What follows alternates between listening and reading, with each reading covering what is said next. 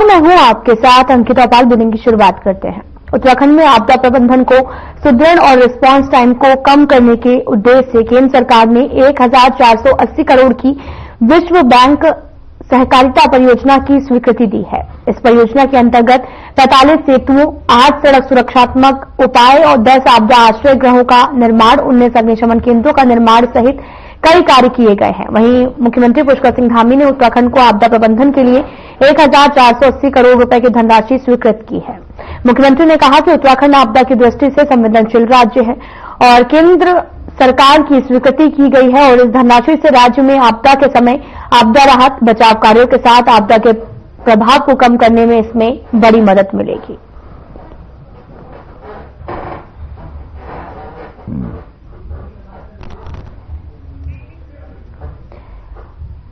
CM ने केंद्र का आभार जताया है। सीएम धामी मौके पर मौजूद रहे, जहां पर 1480 करोड़ की राशि को स्वीकृत किया गया है। सीएम ने केंद्र का भी आभार जताया है।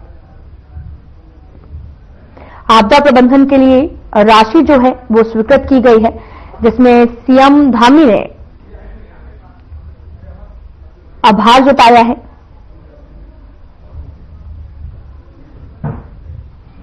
आपको बताते चलें कि आपदा को लेकर एक राशि जो है वो स्वीकृत की गई, जिसको लेकर सीएम धामी ने आभार जताया है।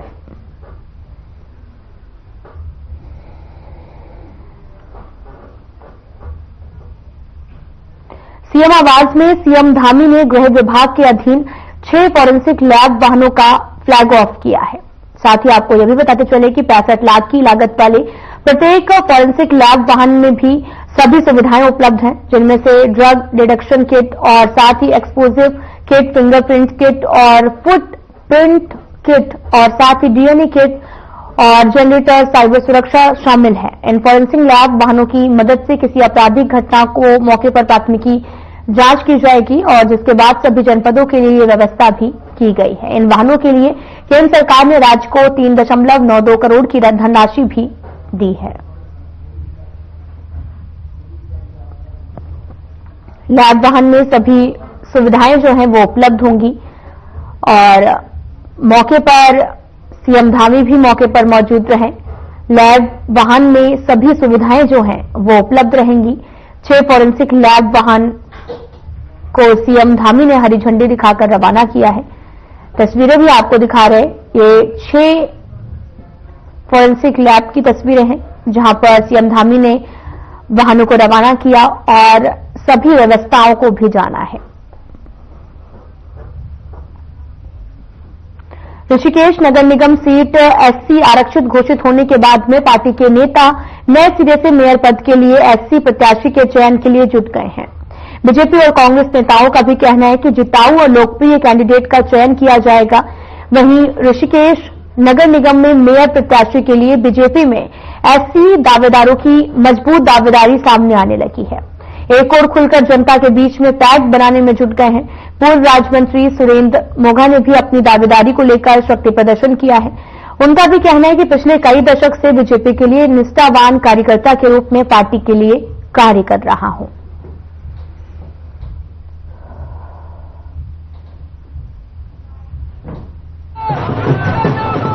मैं आभार व्यक्त करना चाहूंगा अपने प्रदेश के कैबिनेट मंत्री प्रेमचंद अग्रवाल जी का और आभार व्यक्त करता हूं माननीय मुख्यमंत्री पुष्कर सिंह धामी जी का और आभार व्यक्त करता हूं अपने प्रदेश नेतृत्व का, अपने राष्ट्रीय नेतृत्व का, जिन्होंने इस अनुसूचित समाज की चिंता करते हुए इस मेयर सीट को 100 वर्षों से भी अधिक समय के बाद अनुसूचित जाति के लिए रिजर्व किया है। मैं और मेरा समाज इस भारतीय जनता पार्टी के शीर्ष नेतृत्व का आभारी है। आज हम पूरे ढोल नगाड़ों के साथ माननीय मंत्री प्रेमचंद अग्रवाल जी का और अपने पुष्कर सिंह धामी जी का आभार व्यक्त करना जा रहे हैं। आगामी नगर निकाय चुनाव की तैयारियां तेज होने के साथ ही राजनीतिक दलों के बीच में हलचल तेज हो गई है। साथ ही प्रदेश में नगर निगम, नगर पालिका, नगर परिषद के लिए आरक्षण सूची भी जारी हो गई है और इसको लेकर कांग्रेस प्रदेश अध्यक्ष करण माहरा ने कहा कि हमारे प्रभारी सघनता से काम कर रहे हैं। उन्होंने भी आगे बताया कि लगातार बैठकें की जा रही हैं और इस बार कांग्रेस पहले से ज्यादा बेहतर प्रदर्शन करेगी।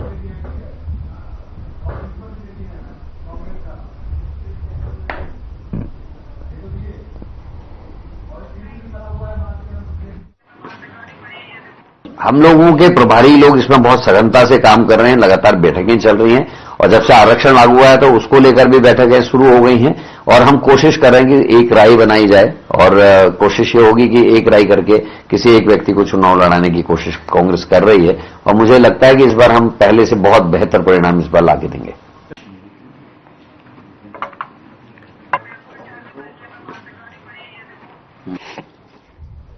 उत्तराखंड में निकाय चुनाव की तैयारियां जोरों शोरों पर हैं। ओबीसी आरक्षण के अध्यादेश को मंजूरी मिलने के बाद में आपको बता दें कि सरकार ने आरक्षण को नियमावली तय कर दी है, जिसे लेकर शहरी विकास विभाग ने अधिसूचना भी जारी की है। नगर निगम, नगर पालिका, नगर पंचायत के अध्यक्ष पद पर आरक्षण की स्थिति को लगभग साफ कर दिया गया है। हालांकि अभी अंतिम सूची जारी होने से पहले 1 हफ्ते का समय तय किया गया है, लेकिन आरक्षण पर तीखी बयानबाजी तेज हो चुकी है।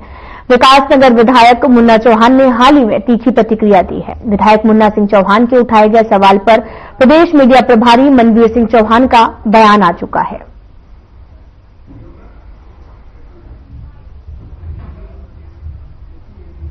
निकाय चुनाव को लेकर के जो आरक्षण का चार्ट जारी किया गया है वो विधि सम्मत और एक्ट के तहत ही उसको जारी किया गया है और ये आरक्षण चार्ट अभी अनंतिम है और अंतिम आरक्षण चार्ट ये नहीं है। 1 सप्ताह का समय इसमें आपत्ति के लिए दिया गया है और कहीं पर किसी प्रकार की किसी को कोई आपत्ति है तो वो अपने दर्ज करा सकते हैं और 1 सप्ताह बाद उसका निराकरण का भी समय रखा गया है।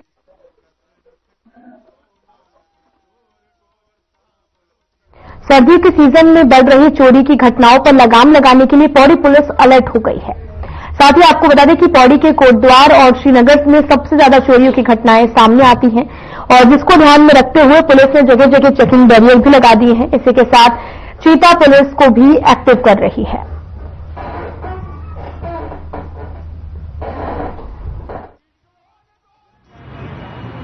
सर, सर्दियों में ऐसा है कि जब सर्दी का टाइम आ जाता है तो चोरियां जारी बढ़ने शुरू हो जाती हैं। चोरियां बढ़ने शुरू हो जाती है तो सरकार को चाहे कि पुलिस को मतलब जितनी ज्यादा से ज्यादा गश्त रहे, रात को गश्त करना चाहे। तो हम पब्लिक लोगों को भी जैसे ही कोई गलत इस तरह से गंदाबाज में नजर आता है तो उसको तत्काल पुलिस को सूचना देनी चाहिए कि ये मतलब इस तरह से है करके। रात के टाइम पर पुलिस को तो मतलब रात के टाइम पर गश्त जरूर गली गली में मतलब इस तरह से गश्त बढ़ा देनी चाहिए। जैसे कि अब ठंड का भी मौसम आ गया है और रात में हमारी जो किसी भी तरह की जो आपराधिक घटनाओं को रोकने के लिए चीता गश्त और पिकेट हमारी लगती हैं ऐसे पॉइंट्स पर जहां पर कि क्रिमिनल्स एंट्री कर सकते हैं या एग्जिट कर सकते हैं। तो उसके लिए हमारी जैसे कौड़िया बैरियर है वहां पर हमारी चेकिंग है और इधर ऊपर सिद्ध गली है वहां पर हम रोकते हैं ऊपर पहाड़ पर जाने के लिए लोगों को और सुबह छोड़ते हैं ताकि कोई दुर्घटना न हो। और इस तरह से दुर्गापुरी क्षेत्र में और तीलू रोतेली चौक और गश्त भी होती हैं जो गलियों में हमारी रात को गश्त करती रहती गश्त पार्टियां और हमने इसमें पर्याप्त व्यवस्था की है यहाँ कोटद्वार में भी पौड़ी में। जिलाधिकारी हरिद्वार करमीन सिंह मंगलौर सीएचसी हॉस्पिटल का औचक निरीक्षण किया है। जिलाधिकारी करमीन सिंह ने भी अचानक हॉस्पिटल पहुंचने पर हड़कंप मच गया। डीएम ने अस्पताल की ओपीडी, ऑपरेशन थिएटर, कर्मचारियों की उपस्थिति और साफ सफाई की व्यवस्था का निरीक्षण किया है। अस्पताल में साफ सफाई ठीक मिलने पर अधिकारियों को सफाई व्यवस्था दुरुस्त करने के निर्देश दिए। वहीं कुत्ते काटने के इंजेक्शन संख्या से कम मिलने पर जिलाधिकारी ने जल्द इंजेक्शन मुहैया कराए जाने के निर्देश भी दिए हैं।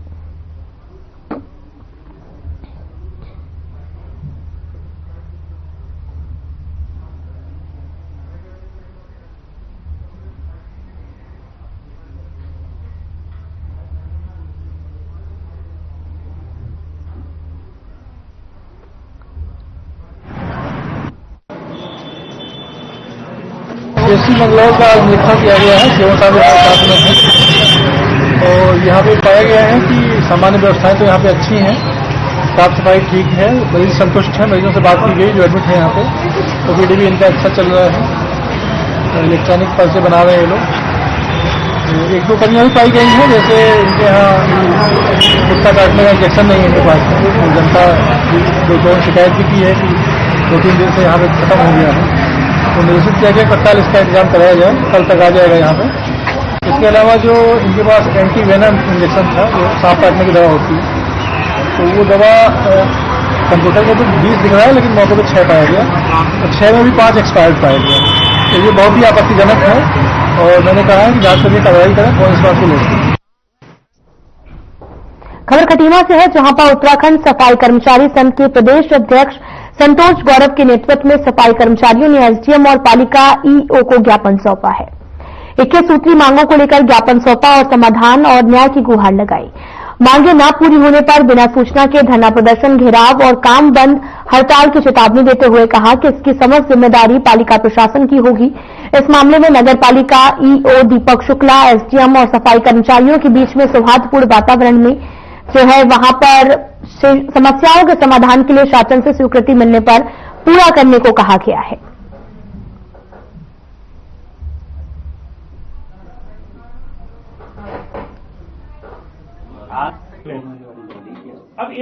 देखिए, 2 सालों से कर्मचारी अपनी समस्याओं के लिए नगर पालिका की ओर भटक रहे हैं। 2 माह पूर्व एक ज्ञापन दिया गया, मांग की गई कि भैया हमारी समस्याओं को ध्यान में रख करके काम किया जाए, लेकिन 2 महीने से अधिशासी अधिकारी कोरा आश्वासन देकर के तरका रहे थे। तो आज मजबूरी में 2 दिन से कार्य बहिष्कार पर कर्मचारी थे।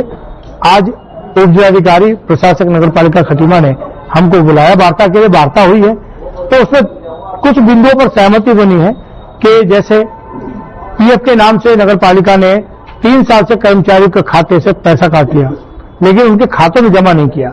तो वो कह रहे हैं कि 1 हफ्ते के अंदर हम इसको जमा कर देंगे। कर्मचारी द्वारा कुछ मांगे हमारे समक्ष रखी गई है, उनके द्वारा जो मांगे जायज मांगे हैं, उनको हमने ईओ साहब को कह दिया कि अपनी स्तर से इसको जल्दी से जल्दी इसमें कार्रवाई करिए। कुछ मांगे शासन स्तर की है, जिससे शासन को संदर्भित कर दिया जाएगा, और इनके द्वारा ये कहा गया कि इन मांगों को अगर पूरा नहीं किया गया तो हम कल से हड़ताल में जाएंगे। उनसे वार्ता हो चुकी है, अभी इसका समाधान निकल गया है, हम इसको इनको लिखित में कुछ आश्वासन दे रहे हैं।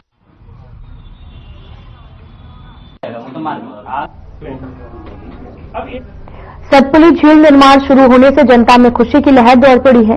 बीते कई सालों से जनता सतपुली झील निर्माण की मांग कर रही थी। पर्यटन मंत्री सतपाल महाराज का ड्रीम प्रोजेक्ट सतपुली झील का निर्माण कार्य नवंबर महीने से शुरू हो गया है और विगत कई सालों से स्थानीय जनता सतपुली झील बनने के इंतजार में थी। इसके लिए महाराज सतपाल को भी कई बार विरोध का सामना करना पड़ा, लेकिन अब झील का कार्य शुरू होने पर लोग महाराज का धन्यवाद कर रहे हैं। साथ ही लोगों का कहना है कि इस झील में स्थानीय युवाओं को रोजगार मिलना चाहिए, ये छोटा हो या फिर बड़ा हो। कुछ दिख नहीं रहा है सतपुली में, सब वैसे ही है पहले जैसा।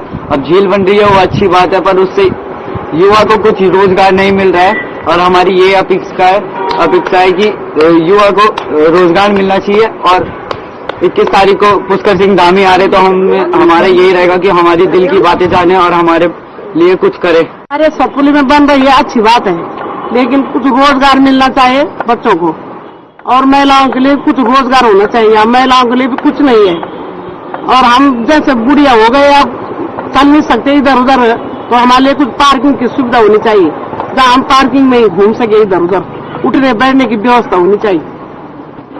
वो यहाँ के लोगों को पता ही नहीं, जब वहाँ काम शुरू हो गया तब यहाँ के लोगों को पता है कि काम शुरू हो रहा है। होता है मैं, पर ऐसा है कि झील बनने से जो रोजगार मिलेगा हमारी यहीं के बच्चों को मिलना चाहिए।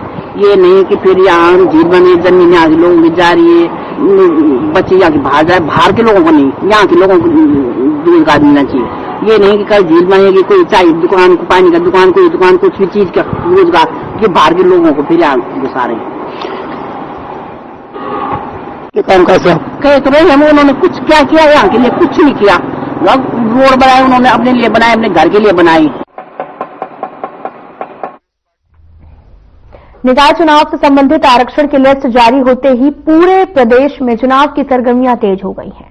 खटीमा में भी कई दशकों बाद में सामान्य सीट होने पर चुनाव को लेकर संभावित प्रत्याशियों और मतदाताओं में भारी उत्साह देखा जा रहा है। भूतपूर्व सैनिक संगठन ने भी निकाय चुनाव में अध्यक्ष सहित सभासद पदों पर अपने प्रत्याशी उतारने का ऐलान कर चुनाव को रोचक बना दिया है। इसी क्रम में तहसील परिसर में पूर्व सैनिक संगठनों ने बैठक कर निकाय चुनाव में अपनी दावेदारी ठोकी है। अध्यक्ष पद पर पूर्व सैनिक संगठन के अध्यक्ष रिटायर्ड कैप्टन गंभीर सिंह ने भी जो है इसके साथ ही उन्होंने चेतावनी दी कि अगर पूर्व सैनिक कैप्टन धामी को बीजेपी से अध्यक्ष पद का टिकट नहीं दिया गया तो निर्दलीय रूप से चुनाव लड़ेंगे।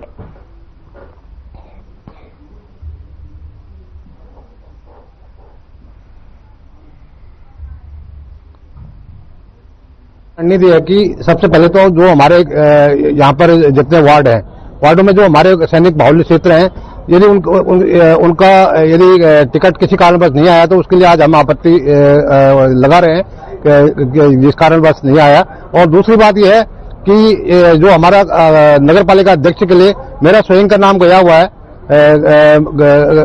संगठन को, भारतीय जनता पार्टी को, तो हम यहाँ पर क्योंकि पूरा सैन्य बाहुल्य क्षेत्र है, पूरी सैनिकों की आवाज यही आ रही है कि भाई इस बार जो है सैनिक संगठन को टिकट मिलना चाहिए, क्योंकि यहाँ पर 80% जो है सैनिक बाहुल्य क्षेत्र है जो यहाँ पर है। बाकी उसके अलावा जो सैनिक नहीं भी है तो उनके परिवार के रिश्तेदार में सभी तकरीबन जो खटीमा क्षेत्र है जो गांव में बैठे हुए थे तो उनके मकान यहाँ पर आ गए, यहाँ पर शिफ्ट हो गए। तो हमारा कहना यह है साहब, हमारा खटीमा एक सैन्य बाहुल्य क्षेत्र है। यहाँ पर हमारे कई ऐसे वार्ड है जहाँ पर 80% हमारे पूर्व सैनिक है। वहाँ पर हमें काफी विश्वास था, हमने काफी तैयारी करेगी थी, हमारे जवान वहाँ पर तैयार थे, तैयारी करेगी थी। वहाँ पर महिला सीट आ गई, कहीं पर जो है जनजाति की सीट आएगी, जहाँ पर जनजाति की संख्या मात्र 60-65 की वहाँ पर जनजाति की सीट आई है। पहली बात हम चाहते हैं जो हमारे सैन्य बाहुल्य क्षेत्र थे वहाँ पर हमारा जो है सैनिकों को पार्षद के लिए जो वहाँ पर सीट मिलनी चाहिए। दूसरा, यहाँ पर अभी हमारा जो है नगर पालिका जो अध्यक्ष के लिए हमारा सैनिक हमने पहले से तैयारी करके है और हमारा सैन्य बाहुल्य क्षेत्र भी है। हमने यहाँ पर कैप्टन गंभीर सिंह धामी का नाम दे रखा है।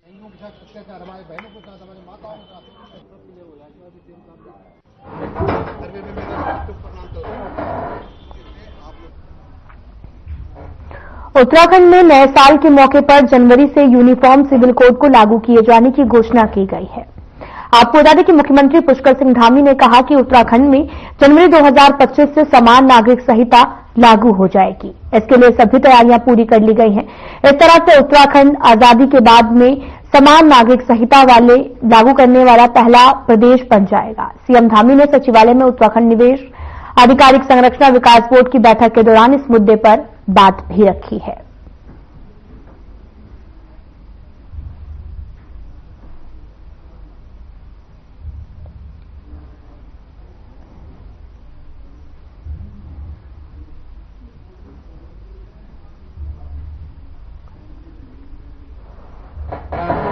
आपको बताते चले कि नए साल में यूसीसी जो है वो लागू हो जाएगा और उत्तराखंड पहला लागू करने वाला प्रदेश बन जाएगा।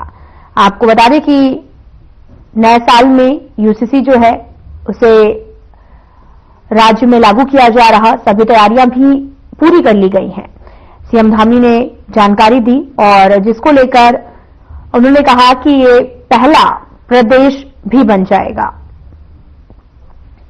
जिसको लेकर सभी जो तैयारियां हैं वो लगभग अब पूरी भी हो चुकी हैं। आपको बताते चलें कि यूसीसी जो है वो जल्द ही लागू कर दिया जाएगा। उत्तराखंड में निकाय चुनाव की तैयारियां अब अपने अंतिम चरण में पहुंच चुकी हैं और राज्य सरकार द्वारा आरक्षण तय किए जाने के बाद में अब सभी 11 मेयर सीटों सहित सभी नगर पंचायत सीटों पर भारतीय जनता पार्टी और कांग्रेस ने अपने अपने प्रत्याशी तय करने की प्रक्रिया को तेज कर दिया है। नैनीताल जिले की 7 निकाय सीटों में 5 नगरपालिका, 1 नगर पंचायत और 1 मेयर सीट पर कांग्रेस और बीजेपी ने उम्मीदवारों के चयन को लेकर मंथन तेज कर दिया है। कांग्रेस के वरिष्ठ नेता नैनीताल जिले के चुनाव प्रभारी गोविंद सिंह कुंजवाल ने भी बताया कि उनकी तरफ से सभी नाम पैनल को भेज दिए गए हैं। अब अंतिम निर्णय हाईकमान लेगा। गोविंद सिंह कुंजवाल का भी कहना है कि पार्टी ने उम्मीदवारों के चयन को लेकर एक रणनीति तैयार की है और वे जल्द ही अपने उम्मीदवारों के नाम घोषित करेंगे। उन्होंने बताया कि पार्टी कार्यकर्ताओं के साथ बैठकें कर रही है ताकि हर सीट के लिए सबसे उपयुक्त उम्मीदवार का चयन किया जा सके। उनका भी कहना है कि कांग्रेस पार्टी जनता की समस्याओं को लेकर गंभीर है, स्थानीय चुनावों में जनता के विश्वास को जीतने के लिए पूरी तरह से तैयार है।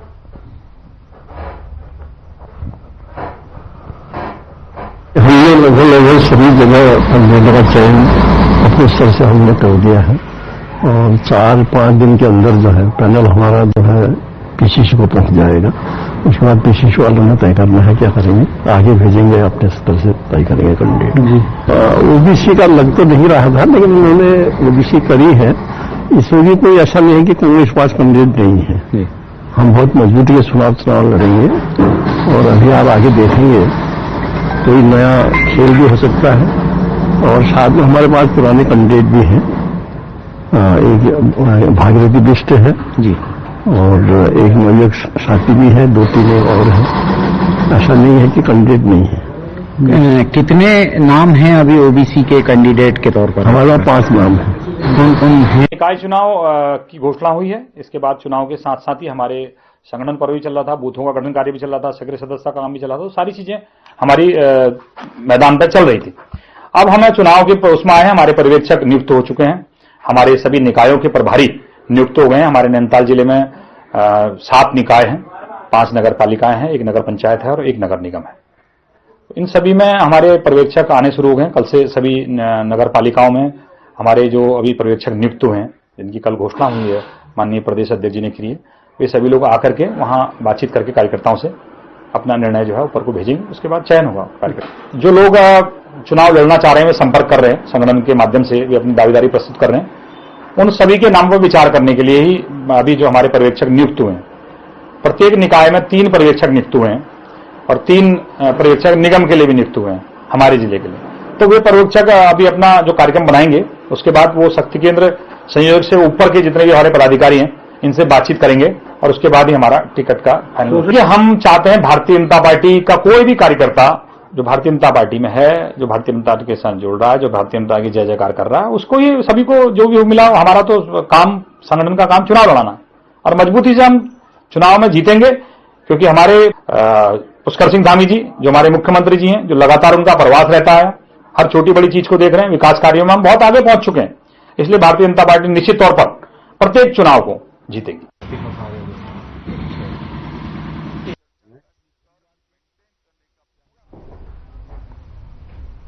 कांग्रेस ने आज प्रदेश में गौतम अडानी और बीजेपी गठजोड़, मणिपुर हिंसा, भ्रष्टाचार, बेरोजगारी जैसे कई मुद्दों को लेकर राजभवन मार्च किया है और पार्टी के प्रदेश अध्यक्ष करण माहरा के नेतृत्व में सह प्रभारी सुरेंद्र शर्मा की उपस्थिति में कांग्रेस प्रदेश मुख्यालय से राजभवन तक मार्च निकाला गया। राजभवन घेराव में कांग्रेस के वरिष्ठ नेता हरीश धामी, प्रीतम सिंह और साथ ही भुवन कापड़ी सहित सभी वरिष्ठ नेता और बड़ी संख्या में कार्यकर्ता शामिल हुए हैं। कांग्रेस प्रदेश अध्यक्ष करण माहरा ने कहा कि 1.5 साल में मणिपुर राज्य हिंसा की आग में जलता रहा और इस हिंसा में अब तक कई लोगों की जान जा चुकी है। वहां के लोग अनिश्चितकालीन भविष्य का सामना कर रहे हैं। इस विकट संकट के बावजूद बीजेपी की केंद्र सरकार इस स्थिति को संभालने में पूरी तरह से असफल साबित हुई है।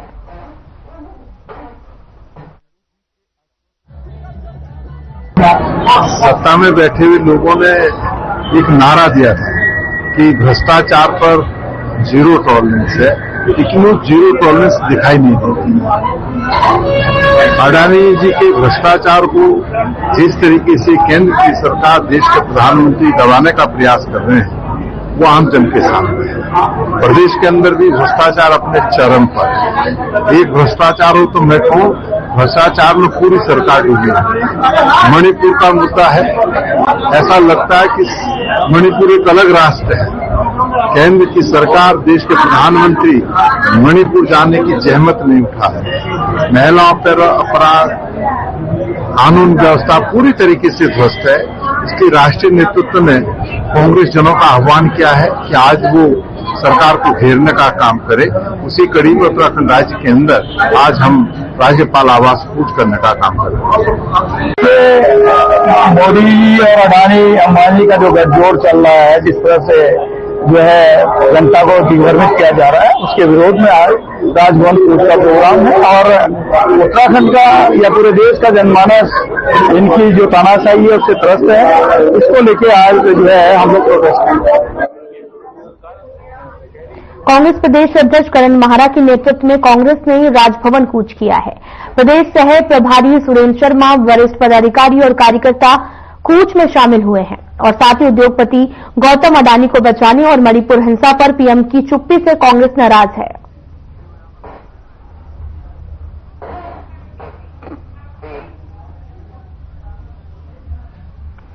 सुराज सेवा दल के प्रदेश अध्यक्ष रमेश जोशी ने प्रेस कॉन्फ्रेंस की। इस दौरान उन्होंने बताया कि कौशल विकास योजना के अंतर्गत ठेकेदारों और अधिकारियों की मिलीभगत से हजारों करोड़ों रुपए का गबन किया गया है और जांच को दबाने के लिए कर्मचारी संघ का इस्तेमाल किया जा रहा है, जिसका सुराज सेवा दल पुरजोर विरोध करता है और इस पूरे घटनाक्रम में सीबीआई जांच की मांग करता है। ये पैसा आम जनमानस के खून पसीने का पैसा है, जिसे सुराज सेवा दल किसी भी कीमत पर गबन नहीं होने देगा। उन्होंने आरोप लगाया कि बाहर से आए ठेकेदारों में विभागीय अधिकारियों ने गठजोड़ बनाकर झूठे मुकदमे से मां, बहन, बेटियों और युवाओं के साथ छलावा किया है। देखिए, जब परसों हमने डायरेक्टरेट पर कार्यक्रम किया, एक धरना शांतिपूर्ण तरीके से करा, जिसमें ये जो सोए हुए भ्रष्टाचारी थे उनको झकझोरने का काम करा, क्योंकि इन्होंने राष्ट्रपति जी के महोदय के पत्र को डस्टबिन में डाल दिया, माननीय मुख्यमंत्री जी के पत्र को डस्टबिन में डाल दिया। इनके द्वारा तमाम जो लास्ट बुलेटिन में इतना ही। नमस्कार।